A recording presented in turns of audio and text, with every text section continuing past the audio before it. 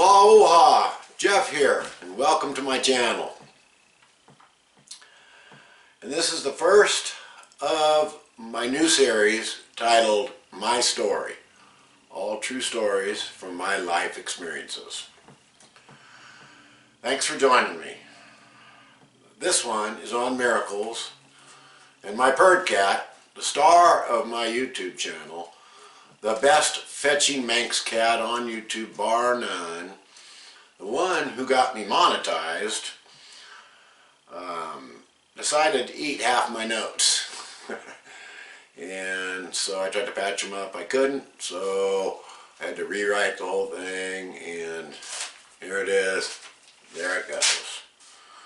So I'll have to be reading this to you. Sit back and enjoy, for there are some tense moments and some very happy endings. So, let's go. Miracles. The definition by Webster's Dictionary. A surprising and welcome event that is not explainable by natural or scientific laws, and is therefore considered to be the work of a divine agency.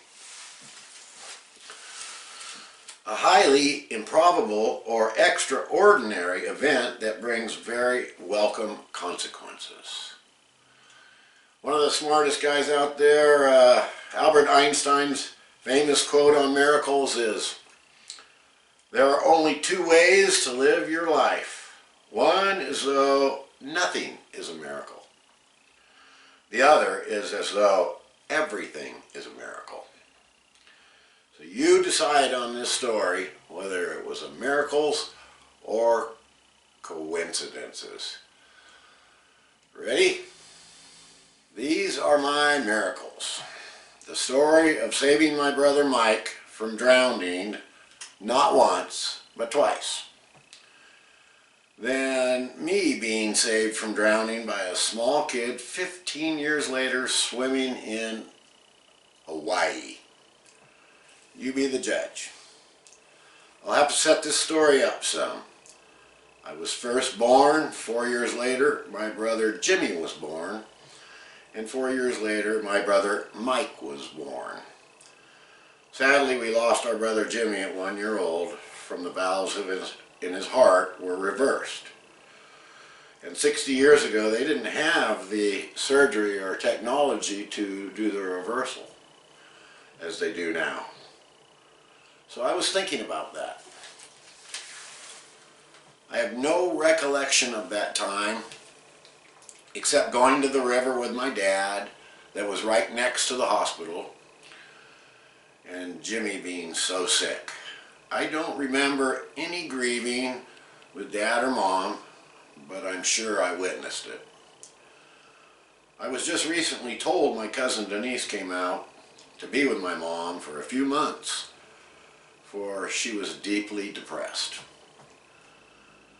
And I don't remember how I felt, but my subconscious does. I'm sure I was grieving too. Now as I watch my grandkids playing together, I can see the love they have for each other. I'm sure that I had that for Jimmy too. I just can't remember.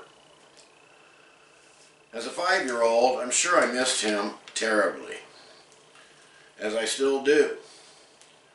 I'm sure I never wanted to feel that type of loss or see that type of grief again. Where did he go? What happened to Jimmy? I can't remember that. Now I'll start the story of Mike's first aborted drowning incident. Growing up, we always had a doughboy pool, and every 1 to 2 years Dad would always get a bigger and deeper one. At this time we had a 4-foot doughboy pool. It was 21 feet across. It was huge to me.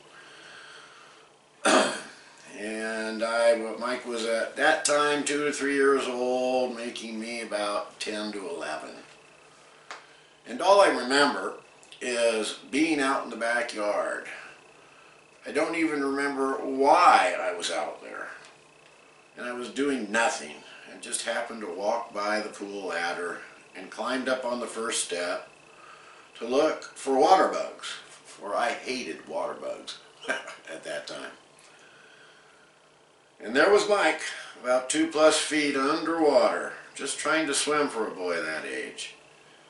I climbed over the ladder fast and grabbed him, helped him over the ladder and out of the pool. I do remember him crying and running off to Mom. And really don't remember much more than that. I'm sure I told on him. I wanted to get him in trouble. I don't even remember him getting scolded. I can't even imagine what my parents must have thought, or just the thought of losing another child. And nothing. No, thanks Jeff for saving Mike. But I do remember not liking Mike much back then. Maybe because we were 8 years apart and he was getting all the attention and I was not. But I do know I didn't want to lose him either and have Mom and Dad go through the grief again like they did losing Jimmy. For another 5 minutes, Mike would have been at the bottom of the pool. Why wasn't in the backyard at just the right time? And why did I look into the pool looking for water bugs again at just the right time? Well, that's the first miracle. Mike lives until he tries it again 2 years later.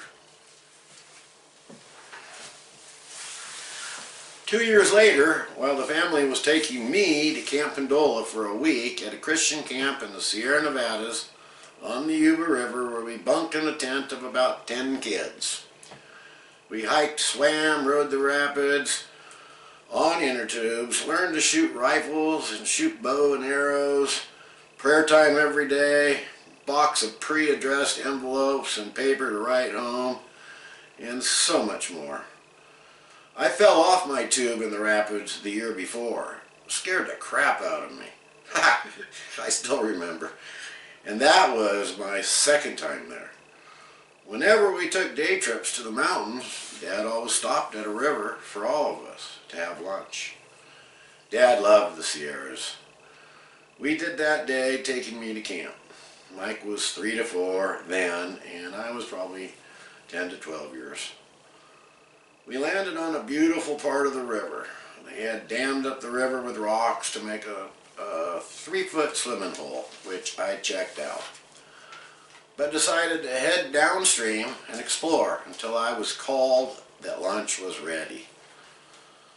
The swimming hole had about a 3-foot chute that made the whole water calm to swim in, then headed back downstream into the rapids through that chute. You know where I'm going here, don't you? Out of the corner of my eye, I see Mike heading down to the swimming hole by himself with my inner tube. So I kept my eye on him, for I didn't want to lose my inner tube. Dad and Mom were at least 50, 70 yards uphill at the picnic table. And then I began watching something unfold I did not want to witness. I see Mike now in the middle of the swimming hole, holding on to my tube. And then he lost it. Not sure if he was trying to save my tube, or the pull of the current in the river was just too much for his little body. My tube went through the chute and into the river, into the rapids, and downstream. And Mike was not too far behind. I looked up at my parents in disbelief on what they were seeing, and too far away to do anything about it. Now I see the unthinkable. Mike was being sucked into the chute and into the rapids, head bobbing underwater and up again numerous times. And then he exited the chute and into the rapids, heading my way. And I honestly don't remember what I was thinking. I was the only one downstream. The water was about 1.5 to 3+ feet deep with a strong current and was rushing. I was probably about 4 feet tall then, and Mike less than 3 feet. Not sure on our heights. Mike was about 100 yards or less from me now. I do not remember my thought process making that decision to wade out into the rapids with that strong current. I guess I just did it. I do remember being in the middle of the river in those rapids with a very strong current, barely able to stand. Water over my knees but under my waist, waiting for Mike to come to me, his head still underwater for seconds at a time. And it all happened so fast. Then he came right to me, and I was able to grab him. Now I realize I cannot move or hold him in that current. It was just too much, and I immediately started screaming for help. And I didn't waste a second. Help! Help! Help! I remember that too, vividly. And then out of nowhere came a great big man with a beard who was gold panning somewhere near us, tromping through the water. He grabbed us both and took us to shore. I never saw him again. And that's all I remember from that day. Nothing from my parents to me. Good job, Jeff. And no reuniting with Mike again. My adrenaline must have been pumping, is why I'm pretty sure. It was very intense. And now I often wonder what they must have been thinking and feeling watching their youngest son being dragged downriver at such a rapid rate, and there was nothing they could do about it.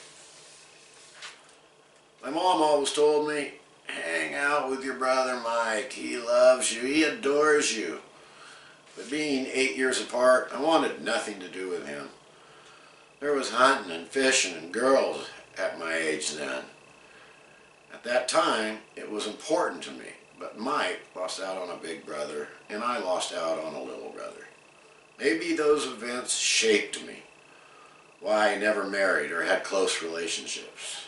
Maybe because I never wanted to feel that pain, grief, or loss again, ever.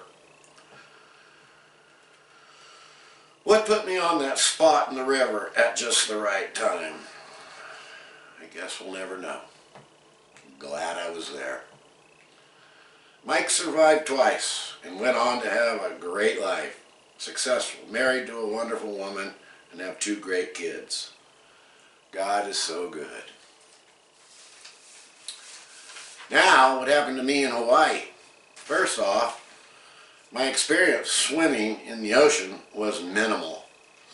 It took me one time trying to body surf in Santa Cruz, California, when I was about 20 years old.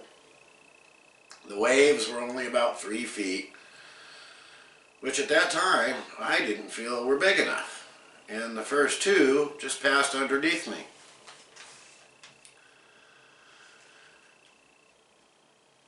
The next one threw me to the bottom of the seafloor and rolled me over and over and over. Not sure how far or how long, but it felt like forever.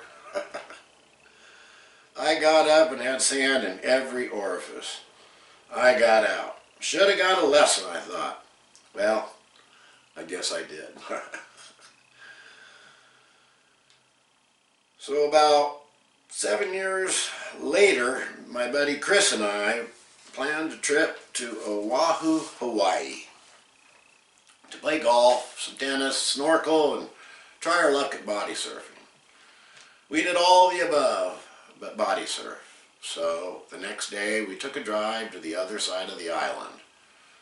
Drove past Diamond Head and found a real nice beach where lots were swimming, and we stopped. The waves were much, much bigger here, and there were signs everywhere with warnings. Strong undertow, rip tides. We didn't know what those were.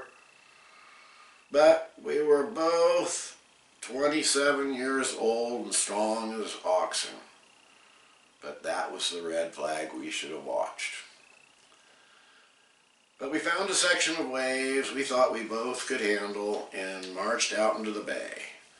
We had both learned to dive into the big waves so we wouldn't be rolled onto the seafloor that there was covered in coral.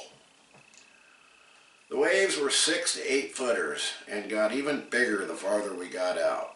And after we got out, I'd say 50, 70 yards, diving into each wave, keeping our feet tucked in so they wouldn't get snapped off by the coral. It's then we both knew we were in over our heads, and Chris quit. And I was right behind him. Chris made it to shore. I couldn't. The amount of water going back to sea, although only 3 feet, was just too much for me to walk against before the next 8-foot wave came up behind me and would have to dive into it, which made me lose ground on every wave. Wave after wave that came at me and was taking me further out to sea. And I was heading to the rocks where the waves were even bigger. I was losing ground with every wave, and it was taking its toll on me and getting me exhausted fast. I learned a long time ago to call for help before I needed it. I kept yelling for help, help, while I still had some breath left in me, and still had to keep diving into each wave that approached me before it came down on me and sent me down into the coral. I was so wiped out. Then, all of a sudden, I heard a voice approaching me. A kid, half my size, grabbed my wrist. I don't even know how he got his little hand around my wrist. He was so small. And with his squeaky little voice he said, "Come on, we have to go this way," which was away from the rocks, but into deeper water, while both of us still had to dive into wave after wave. I told him, I can't breathe. He kept saying, come on, come on. And gradually we were able to swim a little bit between each wave that we still had to dive into, but the waves were getting smaller. The kid kept encouraging me, come on, come on. I know he couldn't have carried me, for I was twice his size. My body hurt so bad, like I have never felt before, ever. I had no strength, energy, or breath left. I was done. Finally, we reached a place where we could walk the 80 to 100 yards back to the beach. I was beyond exhausted when we got there. I never got the kid's name, was able to thank him, and I never saw him again. He just vanished. It took me an hour to have the strength to get into the car and back to the hotel. And that, to me, is my miracle. I often wonder if that may have been my little brother Jimmy, or a guardian angel sent by him. I guess we'll find out when we meet again. So if you enjoyed this story you just heard, got 12 more plus in the works.